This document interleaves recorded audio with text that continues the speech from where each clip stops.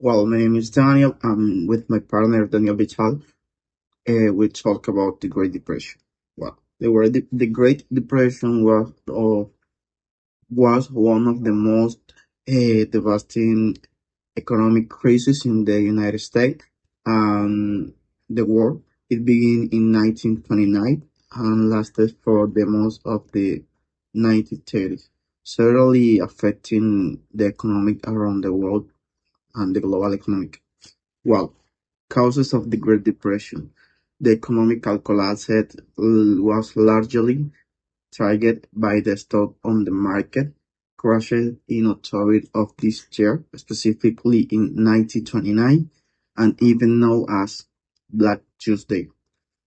However, this was merely cataclysmic event in a series of deeper economic problems, and some one of the main causes were we have three. Well, according to mention the first one, we have financial speculation. During the 20s, known as the roaring 20s, there was an economic boom driven by the speculation in the stock market. Many people invested in the stock market without sufficient funds or buying stock with a credit, which create an verbal economic and this effect, and this is the most specific cause that create this problem. The second one, economic inequality. The distribution of income was very unequal, meaning that the most of the wealth was concentrated in the hands of a few.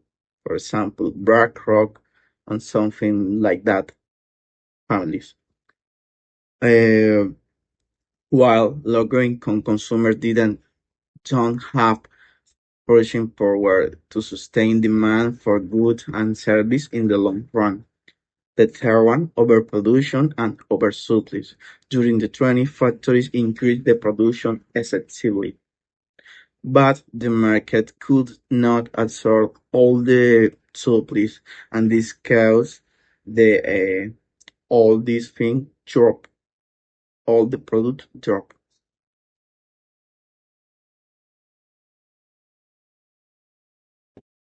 Now, we talked a little bit how it started, but talking about the impact in the United States economic and sectors and different sectors, the impact of the Great Depression was profound and devastating. It affected various sectors, different sectors of the United States economy, and has serious social consequences.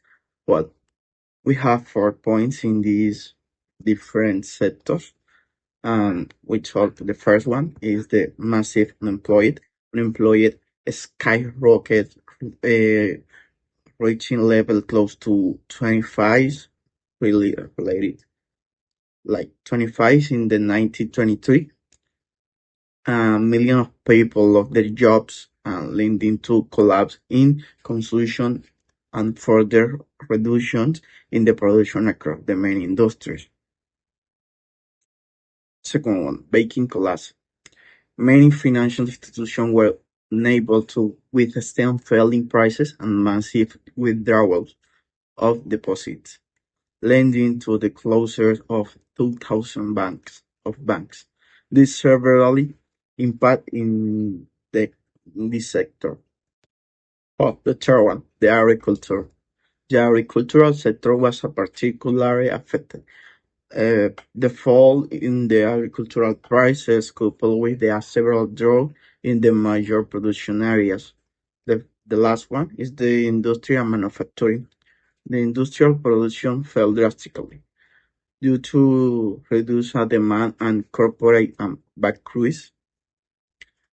Factories closed or the reduce of the capacity, leading to more job losses. Hi everyone, my name is Daniel Molina, and today we are gonna dive into one of the biggest economic disasters in history. This was called the Great Depression. I am gonna focus in one of the most important aspects. In the most important aspect of this, on the other hand, their influence in US.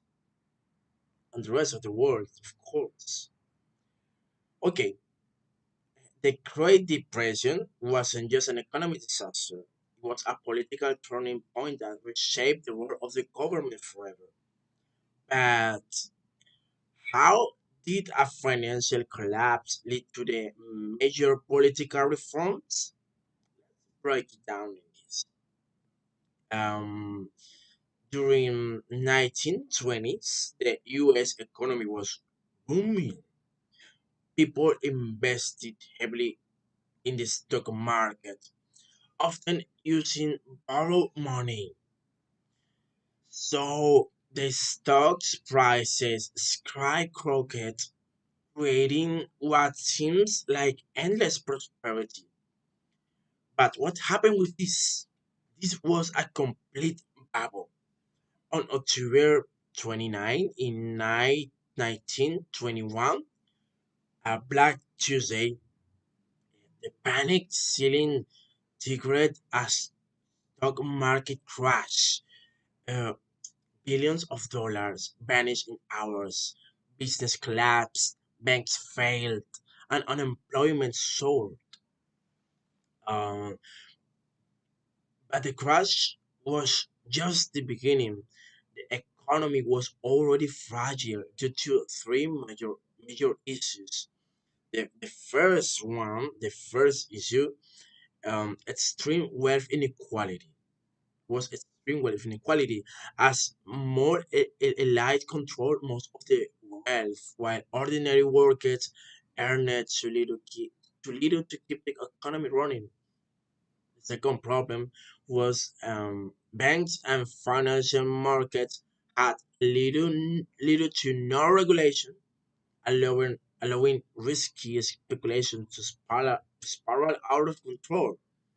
The third is when the crash happened, there were no safety nets, no unemployment benefits, no social security, no protection for struggling families.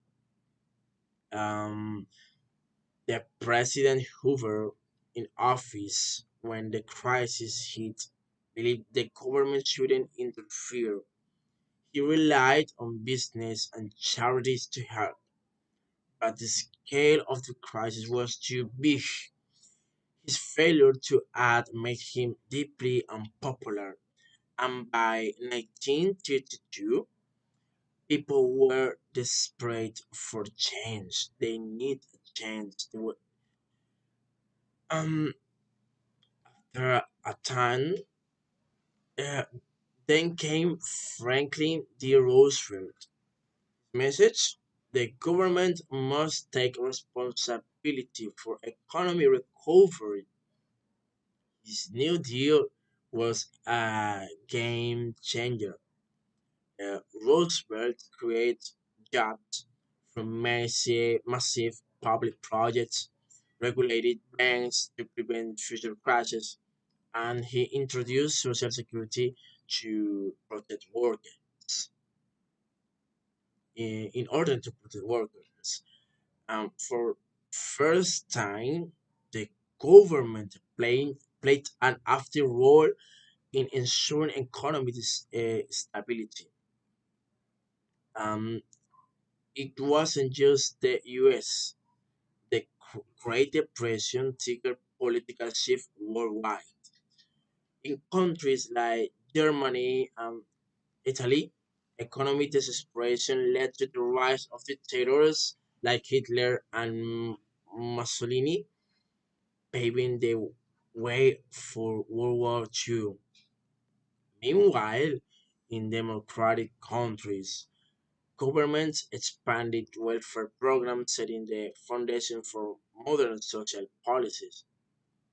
So the conclusion is that the Great Depressions changed everything that we know in economy. It proved that unregulated capitalism can fail and the government interventions is sometimes necessary to keep economies stable. So this is everything and thank you so much for your attention.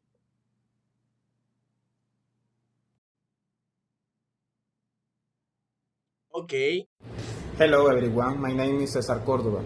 Today we will talk about a very important topic in economics. Okay, the 2008 economic bubble. This problem affected too many people around the world, causing job losses, foreclosures, and financial collapse. But what caused it? Let's see.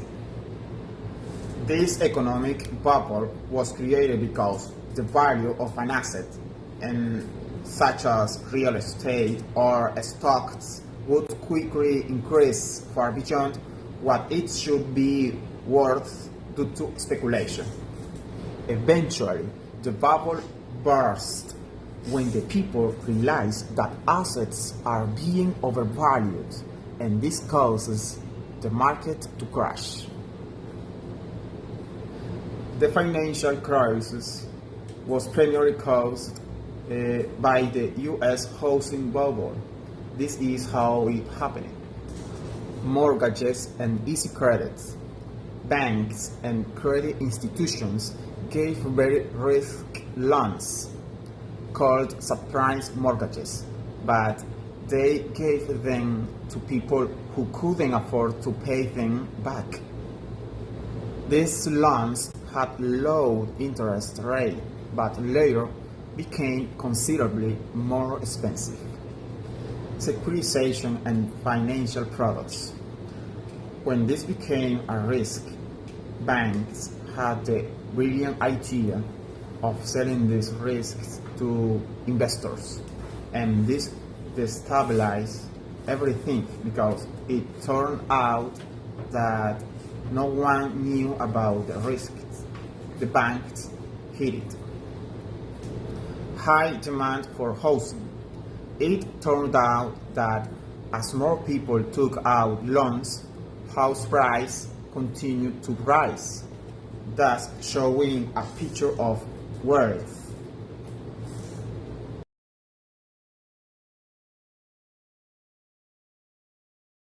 Hello everyone, my name is Wendy Hernandez and I'm going to speak about some aspect of the 2008 global financial crisis. The topic covered today are consequences, government responses, and conclusion. First, I'm going to discuss the consequences like bank bankruptcies.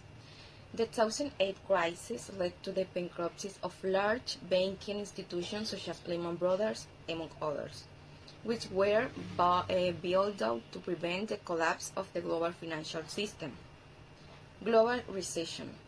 The world faced one of the worst economic crises since World War II. US GDP fell by 6.2%, and global trade also declined, losing almost 50% of its value. Massive unemployment.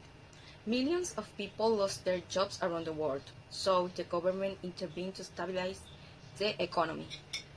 After these problems, the government and major banks took action. The US government helped other banks and large companies. They also managed to reduce interest rates to avoid debt.